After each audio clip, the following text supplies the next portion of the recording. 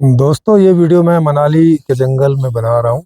ये बागेश्वर धाम वाले जो बाबा हैं, उनका वीडियो किसी ने मुझे भेजा है ये। तो वो कह रहे हैं कि अगर आपको सफलता प्राप्त करनी है तो आपको 3 चीज़ों का त्याग करना पड़ेगा। एक नींद, दूसरा नशा और तीसरा नारी का। बताओ, नींद का त्याग। बिना नींद के तो भाई आदमी फ्रेश कैसे होगा, है ना। चलो, एक नशा बोल सकते हैं कि भाई खराब चीज़ है। लेकिन नारी नारी का ये त्याग करवा रहे हैं। माने नारी के नाम से क्या सेक्स सेक्स वाली प्रक्रिया कोई छोड़ने की बात कर रहे होंगे, और तो कुछ है नहीं। तो नींद तो स्वास्थ्य के लिए बहुत जरूरी है।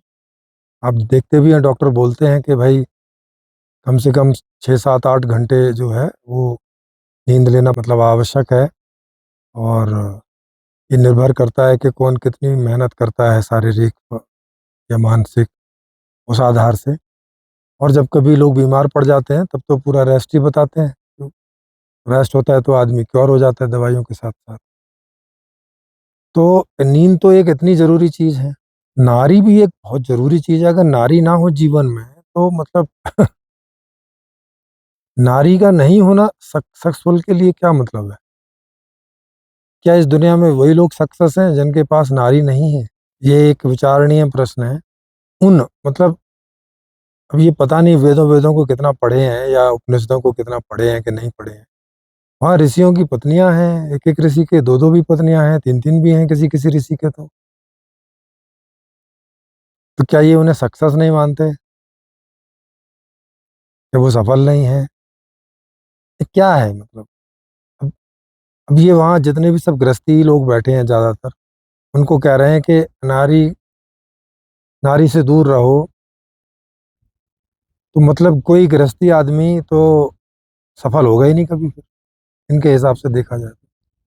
क्योंकि वो सोता भी है, वो कब काम करता है तो थकता है तो 7 8 घंटे सोता भी है। और नारी तो उसके जीवन में है ही है, नारी है और नारी है तो बच्चे भी हैं। तो माने फिर कौन सफल हुआ? खाली अटल बिहारी वाजपेयी जी सफल रहे क्या, जिन्होंने शादी नहीं की? या मोदी जी सफल हैं जिन्होंने शादी नहीं की? तो ये लोग क्या क्या क्या बोलते रहते हैं, इन्हें खुद भी नहीं ऐसी समझ है। और माताएं, स्त्रियां भी वहां बैठी रहती हैं, वो भी नहीं इनको पूछती कि भैया क्या बड़बड़ा रहे हो ये तुम। नारी के आने से सफलता कैसे रुक जाएगी? नारी के आने से आदमी कैसे असफल रह जाए? नारी का असफलता के साथ क्या क्या उनका लिंक है ऐसा? अब वहाँ गांव की ज्यादातर नारियां आके आती हैं कथा कथा कहानियां सुनने के लिए। अब वैसे बाबाओं की सुन के चली जाती हैं। कोई बात इनकी नहीं भी ठीक लगे तो वो कि ठीक है, अब बाबा से कौन फुट फुट करे, कहीं शराब वराब ना दे दें, कहीं ये ना कर दें, कहीं वो ना कर दें, इस डर से। और ये बाबा लोग कुछ भी अनाप शनाप बोलते चले जाते हैं। बताओ, अगर इनके पिताजी ने नारी का स्थान नहीं दिया होता, नारी को स्थान नहीं दिया होता अपने जीवन में, तो ये तो पैदा होते नहीं। तो ये तो अपने पिताजी को भी सफल नहीं मानते होंगे। अब इनके जीवन में नारी नहीं है तो इसलिए अपने आप को सफल मान रहे हैं। मतलब कल को अगर नारी आ गई इनके जीवन में तो आते ही असफल हो जाएंगे ये। या और कितने सारे कथा कहानीकार हैं जिनके जीवन में नारियां हैं। तो लोग भी इनसे पूछते नहीं है कैसे इस डर से कि बाबा है कोई, भगवान से मिलके कुछ बुरा बुरा बुरा ना कर दे हमारा। तो ऐसे इन सब की बातें यूं ही कुछ भी बोलते रहते, चलते रहते हैं। आप सोचिए कि नारी को इन्होंने असफलता के साथ जोड़ दिया है। नारी मतलब असफल। फिर तो जिनसे ये पैदा हुए वो तो बुरी तरह से असफल होंगे, क्योंकि नारी नाम मतलब असफल कर दिया इन्होंने। नारी को नशे के साथ रख दिया कि नारी जो है, जैसे नशा का सेवन करने से आप असफल हो जाएंगे, तो वैसे ही नारी का सेवन करने से आप असफल हो जाएंगे। वैसे नींद का सेवन करने से आप असफल हो जाएंगे। क्या बेतुकी बातें ये करते रहते हैं। जी, तो आप समझ रहे होंगे अब क्या चल रहा है। तो ये सब चीज़ें ना चलें इस दुनिया में, तो थोड़ा-सा अलर्ट होना, इस तरह के लोगों से वहाँ सवाल पूछना जोरदार करके, ये सब ज़रूरी है।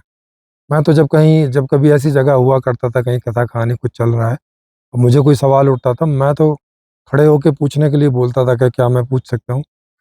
और जहाँ भी मौका मिलता था मैं पूछता था, भले ही उनकी वो कथा और वो सब स्पॉइल हो जाए, क्योंकि वो प्रश्न का उत्तर दे नहीं पाते थे और बस फिर वो आएँ-वाएँ टाएँ ऐसे ही गाने लगते थे, तो यही होता था।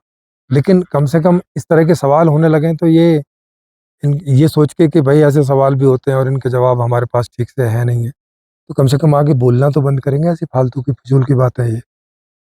तो मैंने तो ओपन मंच खोला ही इसीलिए है कि देर-सवेर जब हमारा ओपन मंच प्रसिद्ध होगा, फ़ेमस होगा, तो इन लोगों को उसपे आमंत्रित करेंगे बाकायदा मीडिया के द्वारा, और मीडिया के द्वारा होगा तो चूँकि वो आमंत्रण सारी दुनिया को पता होगा कि हमने किया है उनको चर्चा करने के लिए, तो उन्हें ना चाहते हुए भी उन्हें आना पड़ेगा, और तब उनसे हम इस तरह के सवाल पूछेंगे, और फिर वो क्या ऊट-पटांग जवाब देते हैं, वो सब आपके सामने आएगा।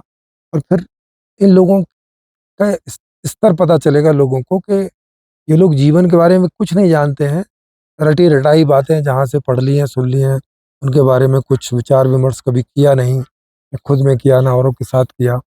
और पहले से जो कोई निर्णय इनके कथाकार, गुरु वगैरह देते चले आए हैं, ये भी उन्हें बोरो कर रहे हैं, उधार ले रहे हैं, और ये भी बस उन्हें ऐसे ही आगे डिलीवर करते चले जा रहे हैं, बिना सोचे-समझे कि भई क्या कह रहे हो, है ना?